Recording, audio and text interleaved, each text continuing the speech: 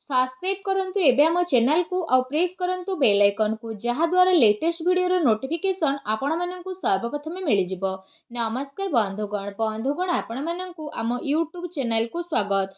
बंधुगण आज आमे जानिबा 28 तारिख रो दिन आपणकर किपरि कटिबो, केउ प्रकार रो आजिर दिन को आपण माने प्लानिंग करिवे, ता सहित जदि कहिबा आजिर दिन आपणको पई किपरि साब्यस्त हेबो, एहा सहित जदि कहिबा केउ केउ जिनिस रे आपणको फायदा हेबो, केउ केउ जिनिस रे आपणको सावधानता अवलंबन करबाकू पड़िबो, आपणकर लव लाइफ किपरि रहिबो, कैरियर किपरि रहिबो, बिजनेस आउ व्यापार किपरि रहिबो, ता सहित स्वास्थ्यर महत्वपूर्ण इनफॉरमेशन मध्ये आमे आपण माननको वीडियो रे देबू। ता सहित वीडियो शेष रे आमे आपण माननको गोटे उपाय विषय मध्ये कहबू, जहा द्वारा आपण आजिर दिन को आहुरी अधिक शुभ और मंगलदायक साब्यस्त करि परिबे। तो आगो को वीडियो आरंभ करबा पूर्व आमर आपण माननको रिक्वेस्ट, जदि आपण आम चैनल रे नुआ करी आछंती तो चैनल को सब्सक्राइब करंतु, सांगरे नोटिफिकेशन बेल को मध्ये ऑन करंतु, जहा द्वारा समय समय रे आपणक पाखरे सब वीडियो रो नोटिफिकेशन पहुंची जिवो। आसंतु जानिबा किपरि रहिबो 28 तारिख रो दिन आपणक पई। जदि आमे सबुठारु प्रथमे आज कहिबा तो विशेष भावरे कि कौन आपणक पई आज पॉजिटिव रहिबा पई जाउछि। जदि आमे आपणको कहबू कि फ्रेंड्स आपणक पई आज सफलता प्राप्त करिबार पूरा संभावना बनुछि, संतानक पक्ष ठारू संतुष्टि आज आपणको विशेष भावरे प्राप्त हेबो, समय अनुसार संतानकर सहयोग आपणको मध्य मिलिबो। ता सहित जदि कहिबा संतानकर कार्यकलाप तथा घर परिवारर आवश्यकता उपरे आज आपण आगकू मध्य बढ़िबे। एहा सहित जदि कहिबा आपणकर संचार कौशल एवं संबंध रे विस्तारता मध्य आसीबो एवं आपण आगकू बढ़िबाकू ट्राई करिवे आ जीवन रे बहुत किछि आपण शिखि मध्य नेबे। आपणकर किछि नुआ फ्रेंड्स आज बनिबे आ भविष्यत हेतु अनेक योजना मध्य आपण बनाई पारंती, जहा पई आपणको विशेष भाबरे सफलता प्राप्त हेबो एवं लंबा समय रु अटकी थिबा आपणकर अनेक इच्छार मध्य पूर्ति हेबो। ता सहित जदि आमे विशेष भाबरे कहिबा आज आपणको दूर यात्रा हेबो, जहा आपणको पई आगकू जेकी अति लाभकारी मध्य सिद्ध हेबो आ ताहा द्वारा आपणको बहुत अधिक लाभ मध्य प्राप्ति हेबो। ता सहित जदि कहिबा आपणकर मान सम्मान रे वृद्धि मध्य आसीबो।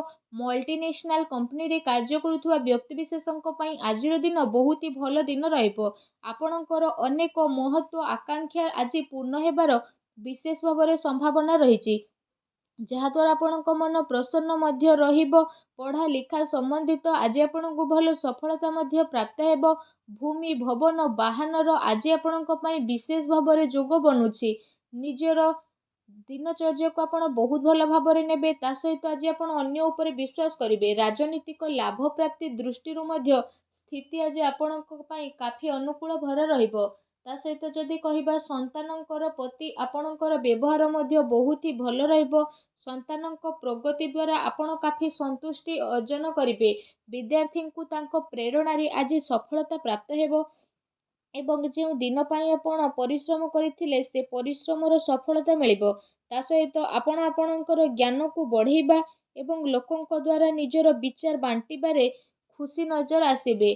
जणे आउ जनकर जरूरत को ध्यान रे रखी सामान्य ठारू अधिक विचारशील नजर आसीबे।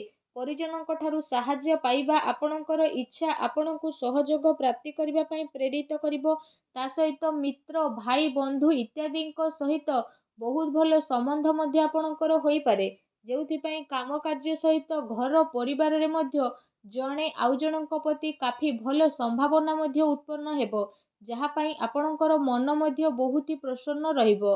आसंतु जानिबा आज आपणक पई कोन नेगेटिव रहइबो। फ्रेंड्स कौनसी प्रकार वित्तीय निवेश पई आज बहुत ही भावी चिंती आपण आगकू बढ़ंतु।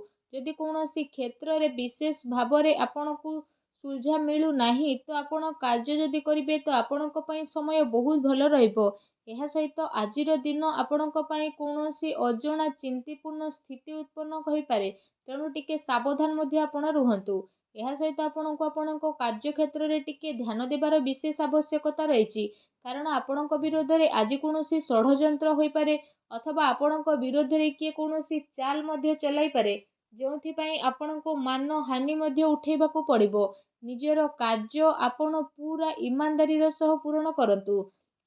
କାହାକୁ ବି ଏମିତି ମୌକା ଦିଅନ୍ତୁ ନାହିଁ ଯେଉଁଥିପାଇଁ ଆପଣଙ୍କୁ କୌଣସି ପ୍ରୋବ୍ଲେମ୍ ଉଠିବା ପାଇଁ ପଡ଼ିବ।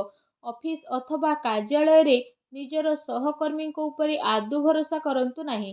ଯଦି ଆପଣ ଏପରି କରୁଛନ୍ତି ତ ସେ ଆପଣଙ୍କ ଭରସାର ଫାଇଦା ଉଠାଇ ପାରନ୍ତି ଏବଂ ଆପଣଙ୍କୁ ଲୁଚି ଛପିକି ନୋକସାନ ପହଞ୍ଚାଇବା ପାଇଁ ପ୍ରୟାସ କରିପାରନ୍ତି, ଯାହା ପାଇଁ ଅଫିସରେ ଆପଣଙ୍କର ଇମେଜ୍ ଉପରେ ନୋକସାନ ମଧ୍ୟ ଆସିପାରେ। ତେଣୁ ଆପଣ ସାବଧାନ ରୁହନ୍ତୁ। ଆସନ୍ତୁ ଜାଣିବା ଆଜି ଆପଣଙ୍କର ଲଭ୍ ଲାଇଫ୍ କିପରି ରହିବ। ଆପଣଙ୍କର ଜୀବନ ସାଥୀ ଆଜି ଆପଣଙ୍କୁ ଆପଣଙ୍କର ପ୍ରତି କାର୍ଯ୍ୟରେ ସମର୍ଥନ ଦେବେ।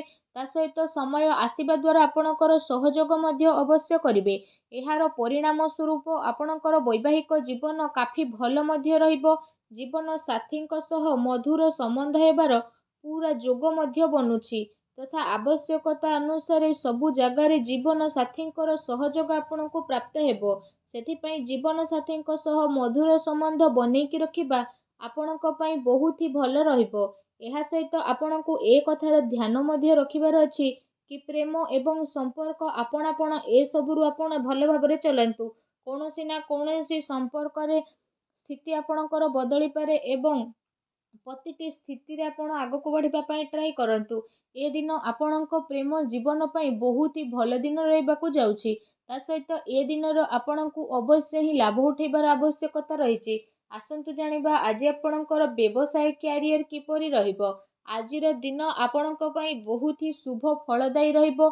ବ୍ୟାପାର ଧନ୍ଦା ଆପଣଙ୍କର ଭଲରେ ଚାଲିବ ଏବଂ ଆର୍ଥିକ ସ୍ଥିତି ମଧ୍ୟ ଆପଣଙ୍କର କାଫି ମଜବୁତ ରହିବ। ଆଜି ଆପଣଙ୍କ ପାଇଁ ଆକସ୍ମିକ ଧନ ଲାଭର ଅନେକ ହିଁ ଯୋଗ ବନୁଛି, ଯେଉଁ କାରଣ ପାଇଁ ଆପଣଙ୍କ ମନ ବହୁତ ହି ପ୍ରସନ୍ନ ମଧ୍ୟ ରହିବ। ଏହା ସହିତ ଆପଣଙ୍କୁ ଆପଣଙ୍କର କାର୍ଯ୍ୟରେ ବହୁତ ଭଲ ଲାଭ ତ ହେବ ନାହିଁ, କିନ୍ତୁ ଆପଣଙ୍କ କ୍ୟାରିୟରରେ ଆପଣଙ୍କର ସ୍ଥିତି ବହୁତ ଅଧିକ ମଜବୁତ ରହିବ। ଯଦି ଆପଣ କୌଣସି ମିତ୍ରଙ୍କ ସହ କୌଣସି ବ୍ୟାପାର କରୁଛନ୍ତି ତ ଏ ସମୟ ଅବଧିରେ ଆପଣଙ୍କୁ ଅଧିକ ଲାଭ ମଧ୍ୟ ମିଳିପାରେ। ଚାକିରି କରୁଥିବା ବ୍ୟକ୍ତିବିଶେଷଙ୍କ ପାଇଁ ଆଜିର ଦିନ ମିଲାଜୁଲା ମଧ୍ୟ ରହିବାକୁ ଯାଉଛି। ବିଦ୍ୟାର୍ଥୀ ବର୍ଗଙ୍କ ପାଇଁ ଆଜିର ଦିନ ବହୁତ ଭଲ ରହିବ। ଆସନ୍ତୁ ଜାଣିବା ଯେ ଆପଣଙ୍କର ସ୍ୱାସ୍ଥ୍ୟ କିପରି ରହିବ। ଘରେ କେତେ ଗ୍ରହଙ୍କର ଜ୍ୟୋତି ଆପଣଙ୍କର ସ୍ୱାସ୍ଥ୍ୟକୁ ପ୍ରଭାବିତ ମଧ୍ୟ କରିପାରେ। ସେଥିପାଇଁ ଗୋଟେ ନିୟମିତ ଏବଂ ଭଲ ଦିନଚର୍ଯ୍ୟାର ଆପଣଙ୍କୁ ପାଳନ କରିବାର ଆବଶ୍ୟକତା ରହିଛି।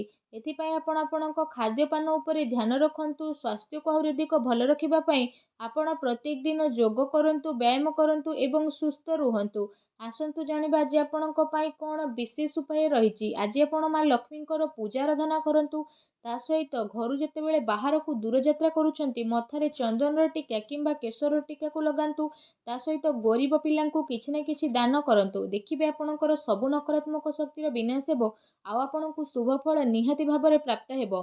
ଆଜିର ଭିଡ଼ିଓଟି ଆପଣଙ୍କୁ କେମିତି ଲାଗିଲା ଆମକୁ କମେଣ୍ଟ କରିକି ଜଣାନ୍ତୁ। ଆଉ ଯଦି ଚ୍ୟାନେଲରେ ନୂଆ ଆସିଛନ୍ତି ତ ଚ୍ୟାନେଲକୁ ଏବେ ସବସ୍କ୍ରାଇବ୍ ମଧ୍ୟ କରିଦିଅନ୍ତୁ। ଧନ୍ୟବାଦ।